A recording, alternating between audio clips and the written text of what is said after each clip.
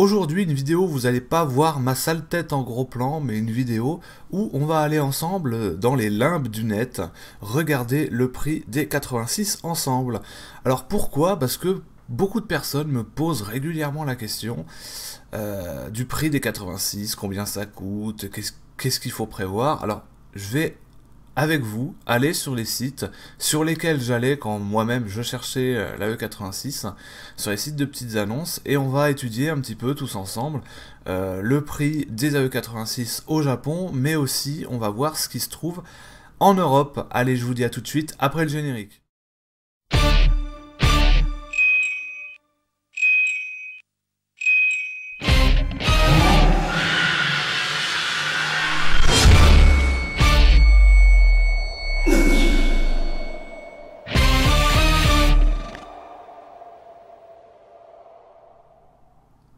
Et voilà les amis, nous voilà sur Gounet, le site principal sur lequel je faisais mes recherches.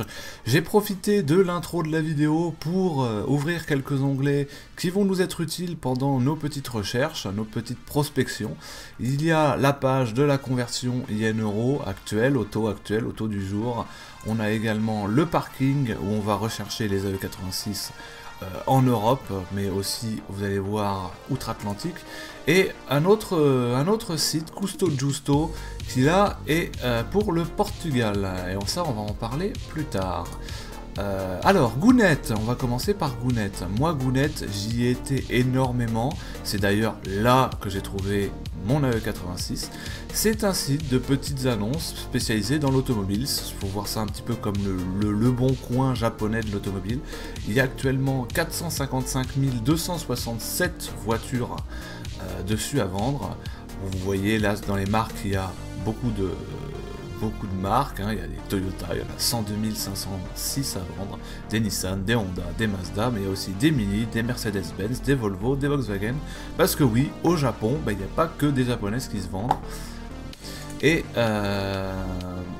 on va aller tout de suite dans la barre de recherche. Si vous voulez taper une recherche de voiture, préférez le code châssis. Par exemple, je vais vous mettre un exemple, si vous recherchez une RX-7, et tapez pas RX-7, parce que vous voyez, si vous faites rechercher, et vous avez zéro résultat.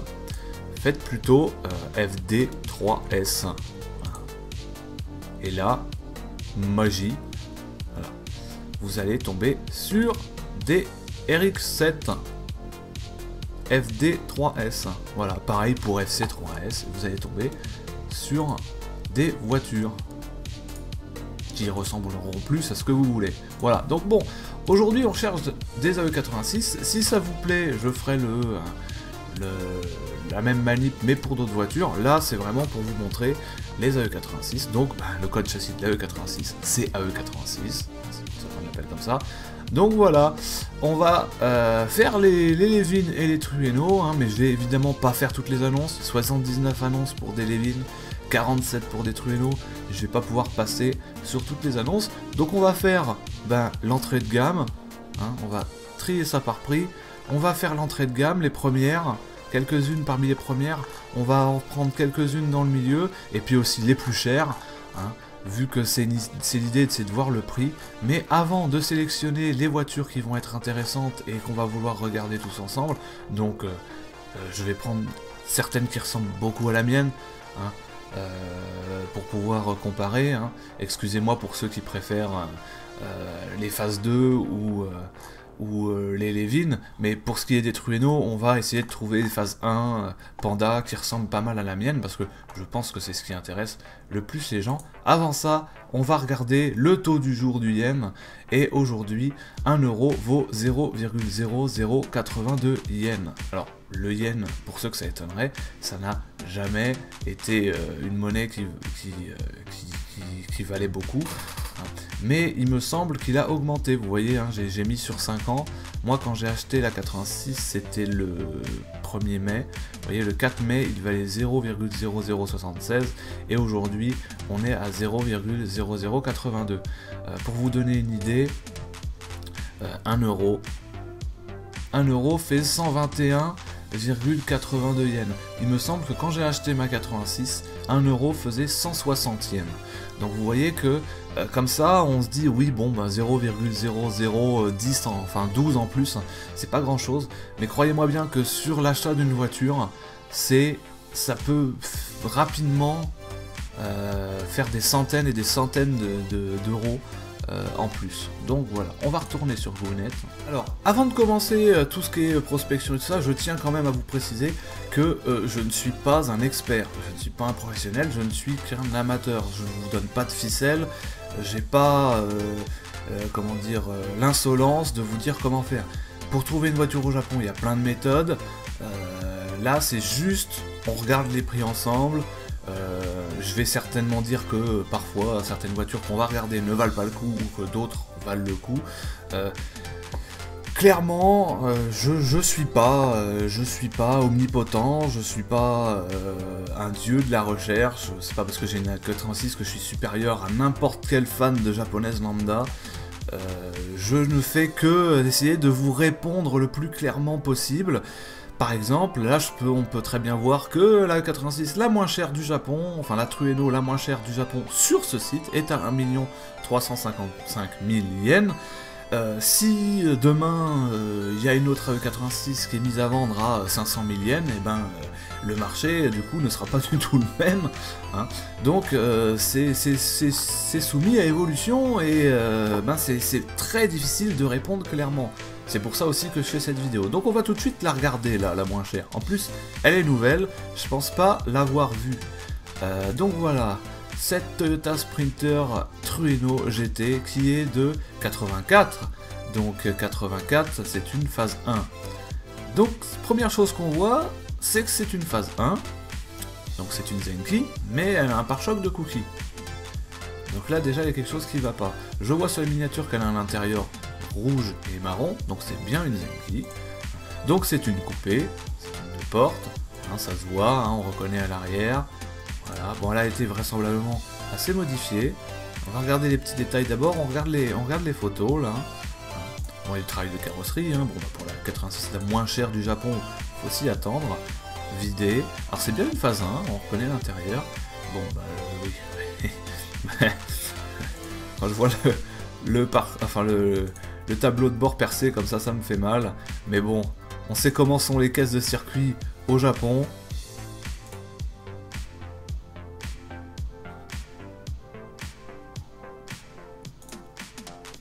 Hop, voilà, donc bah, vidé, hein, voilà.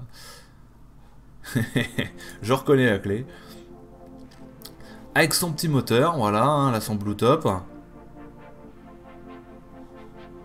Un petit peu de rouille, faut s'y attendre, hein. Là il y a de la rouille, là il y en a aussi, là de toute façon pour une voiture de ce prix là, hein, faut pas s'attendre non plus à une voiture restaurée, hein.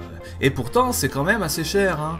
Voilà, c'est là qu'on a l'utilisation d'avoir la conversion, 1 355 000 en euros, 1 355 000, qu'est-ce que j'ai fait moi? Oui, non, c'est pas 1 355 000 euros, 1 355 000, on est quand même à une voiture à 11 122 euros. Donc c'est quand même cher, hein. C'est quand même très cher. Donc est-ce que ça vaut le coup? Bon, on n'a aucun détail dessus. Ce qu'on voit, c'est que, voilà, ici c'est essence, hein, blanche, elle a 160 000 km. Donc voilà pour cette première Trueno qu'on a observée. On va en prendre une autre qui pourrait être intéressante. Celle-ci, de ce que je vois, c'est une phase 1. On va aller la voir tout de suite. Donc, là, on est sur une voiture à pratiquement 2 millions de yens. 1 905 000 yens. Donc, 905 000. On est à une voiture à 15 637 euros. Et c'est là qu'on voit que le taux du yen a changé, parce que la mienne, je l'ai achetée, elle valait 2 millions de yens et c'était approximativement 14 000 euros. Là, pour une voiture qui n'est pas encore à 2 millions de yens, on est déjà à plus de 15 500 euros. Donc le yen a bien monté. Voilà. Donc cette petite Sprinter Trueno, qui est de ce que je vois une coupée.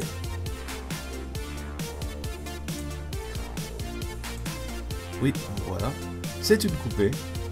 Alors je suis beaucoup moins spécialiste. Enfin, je suis pas spécialiste en AE86. Hein. Je n'ai aucune prétention. Mais elle est sympathique. Elle est sympathique dans son jus, clairement. Alors, elle a les tapis de sol Zenki d'origine. Ce qui est assez rare pour le mentionner. J'aimerais beaucoup les avoir dans la mienne parce que c'est ceux que Takumi a. Elle a le compteur numérique. Ce qui est une option d'époque. Les vitres manuelles. Vraisemblablement les rétroviseurs électriques.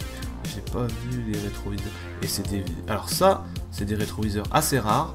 Alors c'est pas de leur couleur, hein, c'est tout simplement de leur forme. Hein. Et vraisemblablement de ce que je vois, ils sont électriques, je vois mal, mais apparemment. On va continuer. La banquette arrière est en très bon état. Le truc de grand-mère. Hein, elle est sympathique, elle est sympathique. Pour une 86 qui est dans son jus, elle est sympathique. Mais bon, voilà, c'est quand même une voiture à 15 000 €. Hein. Alors, peut-être changer de moteur parce que... Non, c'est un Blue Top, là c'est un Red Top, si je ne me trompe pas. Clairement, le châssis est sain. Quelques traces de rouille, faudrait la faire inspecter, mais... Elle est pas trop mal, on va dire, pas trop mal. Elle a l'air conditionnée, évidemment, comme toutes les AE86 au Japon. Direction assistée. Et elle a, bien sûr, oui, les jantes d'origine, je ne l'ai pas dit. Et elle a 171 338 km, ce qui est plus que la mienne, quand je l'ai achetée. Voilà pour celle-ci. Donc on en a fait deux vraiment bas dans l'échelle. On va faire celle-là, parce que celle-là, elle ressemble beaucoup à la mienne, et on va passer à la deuxième page. Ah, bon là on est clairement sur une AE86, comment dire, inspiration initiale D, et à mon avis sur celle-là on va voir tout ce qui ne va pas. En général malheureusement c'est le cas sur ce genre de voiture, inspiré d'initial D, c'est que en gros ce sont des véritables tas de boue, malheureusement qui sont en général hyper kilométrés et qui ont été repeints à la va-vite pour augmenter le prix. Là on est quand même sur une voiture à 2 214 000 yens. C'est voilà, c'est énorme. 2 214 000. C'est 18 000 €. On va voir son état. Voilà, bon bah c'est exactement ce que je disais. Là déjà il y a de la rouille, là il y a de la rouille autour de la trappe à essence, c'est très mauvais signe. On voit bien qu'il y a eu des retouches au niveau du haillon, des retouches dont la rouille est ressortie, donc ça veut dire que la rouille a été maltraitée en dessous. Donc s'il y a ça là, aussi visible, il y a forcément d'autres endroits où il y a de la rouille. C'est inévitable, on voit là que ça a été bouffé. On va continuer les photos, mais alors, bon, des belles jantes en 15 pouces, des Wata, des vrais. Là, voyons voir l'intérieur. Le compteur numérique, l'intérieur est assez propre apparemment, hein. Elle est pas dégueu, du point de vue de l'intérieur. Faut regarder, là il y a des traces suspectes, il y a des jointements de tôle à ces endroits là, donc il faut surveiller. Voilà, bon bah voilà, la voiture était rouge, hein, d'origine, comme la mienne, sauf qu'ils se sont pas emmerdés à repeindre des moteurs, voilà. Ah, les anti-brouillard, typique d'initial D, le capot, je sais pas. Alors là, on voit bien la rouille qui ressort ici. Voilà, c'est assez flagrant. On a là une boule d'aération qui est cassée.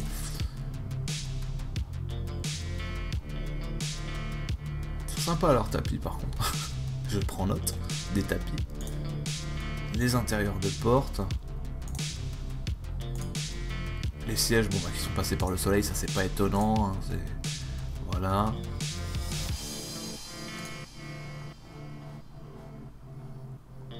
Voilà, donc on est sur une voiture qui a 148 321 km, elle n'est pas aussi rincée que je pensais. De 1983, donc c'est une vraie Zenki, c'est une vraie phase 1. Elle a l'air conditionné évidemment, la direction assistée. Un chargeur CD et des roues en 15 pouces. Voilà. pour celle-ci. On commence à arriver dans des voitures qui valent cher, hein. Donc on va continuer à chercher. On va continuer tranquillement. Là on en a une. Après je vois qu'il y a pas mal de phase 1 en ce moment à vendre. En général c'est rare, on en voit rarement. Là je vois une, deux... Pas celle-ci. Celle-ci c'est une phase 2 parce qu'elle est de 86. Mais elle a un pare-choc de phase 1. Il y en a quelques-unes, quand même, ça fait plaisir. Là, on va aller voir celle-là aussi parce que je reconnais la photo, c'est une photo de Up Garage. On va aussi aller voir une de Carland. Celle-là est toute nouvelle, donc on va aller la voir. Celle-ci, pour ceux qui ont suivi la page depuis assez longtemps, alors pas cette voiture-ci, mais ce garage-ci, j'ai failli en avoir une, enfin je me suis intéressé à une qui venait de ce garage-là, et elle ressemble quand même pas mal à la mienne. C'est exactement la mienne. c'est mars 85, la mienne est de mars 85, et kilométrage c'est 147 800, et la mienne j'ai lu à 144 400, donc c'est exactement la même. Air conditionné, oui, évidemment. Full aérokit. Alors, je vois pas pourquoi il parle d'aérokit, il n'y a pas de lame, et il n'y a pas de lame avant, il n'y a pas de jupe. Genre dans 14 pouces. Donc voyons voir les photos. Donc c'est pas les civiers, c'est pas les... Bon là je parle de... Là c'est le fan d'initial D qui parle, mais... Donc elle a pas ses feux d'origine. C'est pas des feux d'origine 986.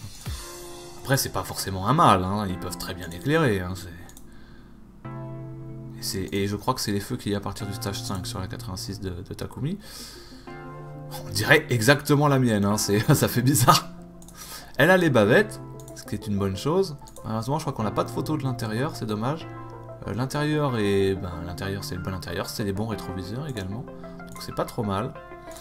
Mais la 86 que j'avais vue sur ce site internet-là était en très mauvais état, pour le même prix. Donc il faut voir. Faut faire inspecter, hein. Difficile de juger d'une voiture. On regarde surtout les prix.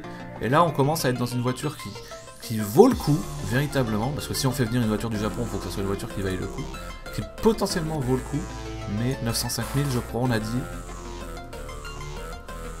On a quand même une voiture à pratiquement 24 000 €, plus l'importation, plus l'homologation, plus éventuellement les réparations. Ça monte vite, faut facile rajouter 10 000 hein, quand même. Donc, voilà, donc voilà, une 86 d'Up Garage. On va pas rester très longtemps dessus. Up Garage, on a essayé de les contacter. Tube Garage, pardon.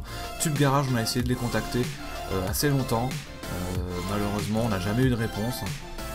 Tiens, c'est bizarre, il n'y a pas de. Il n'y a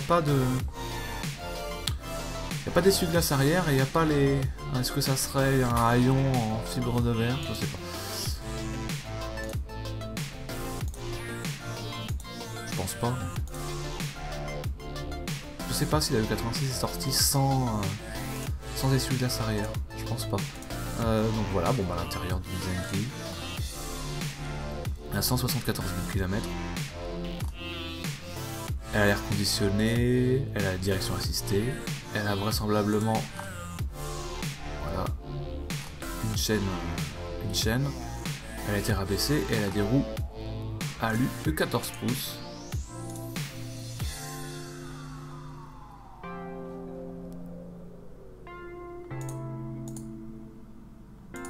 Sympathique, mais bon voilà, 3405, enfin 3 405 000, 3 405 000,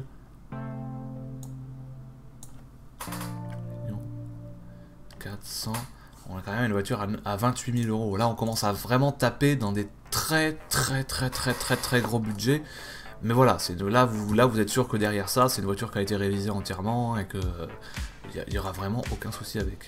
Et là on va vraiment taper dans le haut du panier et on va limite vous montrer la plus chère. Tiens, il y a une rouge là, on va la montrer aussi. Voilà. La plus chère, oh poids j'ai vu le prix. Alors là on est sur, on reconnaît Carland, une 86 de Carland. Kikou Neko-chan. Pardon. châssis de Carland, qui a vraisemblablement, en général quand ils mettent des jantes de 15 pouces, c'est qu'il y a un... C'est qu'il y a un... c'est qu'il y a un 20V dedans. C'est quand même dommage pour une voiture de 84, donc il y a une vraie Zenki d'avoir un pare-choc de phase 2. Mais le pare-choc de phase 1 est introuvable, donc ça s'explique peut-être par ça. C'est rare de voir un vrai Ital Volanti Admiral dans une 86 de Carland. En général, ils mettent des formels. On a un bloc compteur Ultra aussi apparemment, enfin inspiré du Ultra du 5ème stage. Peut-être un peu usé l'Ital Volanti, mais il est propre. L'intérieur est nickel. Voilà, pour ceux qui se demandent quelles sont les couleurs d'origine de l'intérieur d'une 86 qui n'a pas pris le soleil, c'est ça. C'est très chaleureux, j'adore personnellement. J'aimerais bien un jour pouvoir récupérer mon intérieur de cette couleur là. Voilà, bah sinon je passe vite dessus, mais bon, c'est une 86 de Carland, il n'y a rien à revoir. Voilà, le 20V, le blacktop, 163 chevaux du coup, d'origine, s'il n'a pas eu d'amélioration. La ligne, voilà, la même que moi, Fujitsubo. À moins que ça soit une Carland, mais je sais qu'ils font des lignes sur mesure, je crois. Et des Advan Nova. On est quand même à 3 925 000, donc là pratiquement 4 millions d'yens.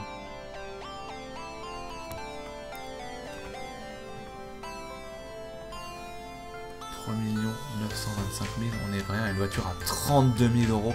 Les prix se sont vraiment envolés. Moi, cette voiture-là, il y a un an au Japon, elle valait pas aussi cher que ça. Elle dépassait pas 30 000. Elle dépassait pas 30 000. Alors l'envolée des prix, comme on peut le voir hein, au Japon, plus le fait que l'yen est en train de remonter, ça tue. Voilà. Hein. Par contre, bah voilà, à 0 km, la voiture a été complètement révisée. Est-ce que c'est honnête de dire que la voiture à 0 km, alors que ce qu'ils ont fait, c'est vraiment une restauration en profondeur, hein, mais bon, c'est à débattre en commentaire. Voilà, une petite Trueno Panda Apex, tout comme ça, véritablement, je pense, d'origine. Très peu de kilomètres, 76 000. On regarde vite fait. Avec des belles options, avec 2 cup holders. Je sais pas ce que c'est, ça doit être un support pour le téléphone. Avec les tapis d'origine. Trueno, je les veux tellement ces tapis. Ces tapis là. Il est usé, normal. Oh là là. Là j'ai pas la radio. J'adore. Air conditionné, direction assistée, lecteur cassette. Toit ouvrant, j'ai pas fait gaffe. J'entends 14 pouces. Et c'est une première main, voilà. C'est une première main. Celle-là, on vient de la voir. Et voilà. Voilà, donc là, on a une réplica initiale B. Alors là, est-ce qu'elle vaut la mienne? Alors là, est-ce qu'elle vaut la mienne, les amis? Est-ce que, à votre avis, je pourrais vendre la mienne 4 105 000 yens au Japon? Ce qui fait quand même la somme astronomique de 4 105 000, on a dit. 4 105 000. Ouais, 33 500 €. Est-ce qu'elle vaut la mienne? Hein? Donc je suppose que pour ce prix-là, c'est une vraie Sprinter Trueno GT Apex. Enfin qu'elle a tous les détails. Elle est très belle, hein, mais bah, on dirait la mienne, quoi. C'est pas les cibiers.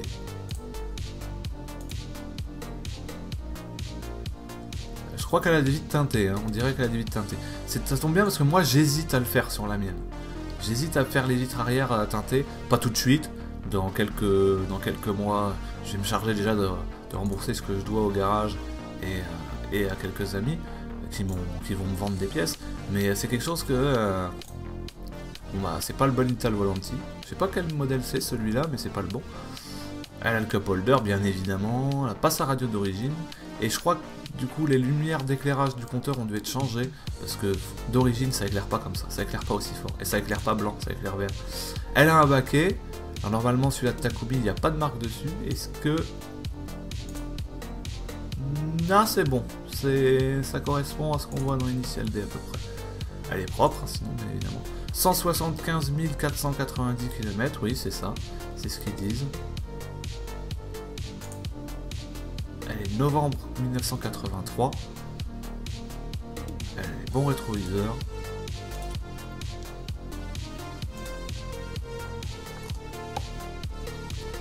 Air conditionné, lecteur cassette et terre abaissée. Voilà, ça fait quand même très très cher, hein. Je vous ai dit, hein, pour faire venir une voiture en Europe, il faut facilement rajouter un bon billet de 10 000 à ce prix-là. Ça fait une 86 à l'entour de 45 000, 40 000 euros. Là, clairement, ça vaut pas le coup. Autant en prendre une pas chère, une bonne base, comme moi j'ai fait. C'est quand même 2 fois plus cher que le prix que j'ai payé la mienne. Et la faire restaurer en France comme j'ai fait. On voit la mienne maintenant comment elle est. Je me dis qu'honnêtement, on a fait le bon choix. Honnêtement. Même si à la base la mienne c'est une GTV, c'est pas une GT Apex, elle a maintenant pratiquement tous les détails de la GT Apex. Et la seule chose bientôt qu'elle aura de différent avec une vraie GT Apex, ça sera le numéro de code. Donc voilà. Bon, on va passer au Levin maintenant. Hop, hop, retour. Et on va passer au Levin. Voilà les amis, j'ai parlé, et puis je me suis rendu compte qu'au final ça faisait 45 minutes que je parlais. Donc du coup je vais découper cette vidéo en plusieurs parties. Là, la partie 1 qui est du coup celle-là sur les Trueno au Japon. Je vais faire une autre partie également sur du coup les Levin au Japon. Et une partie finale sur les AE86 en Europe, Irlande, France, Portugal, Espagne et Pays-Bas, Grèce. On se retrouve du coup pour la prochaine vidéo. Moi je vais monter ça, je vais essayer de vous publier ça dans la journée. N'hésitez pas à laisser un petit pouce bleu, à vous abonner si ça vous intéresse, si vous voulez voir la suite, et à cliquer sur la cloche de notification, ça m'aide pour le référencement. Je vous dis à la prochaine, je vous fais des bisous, salut!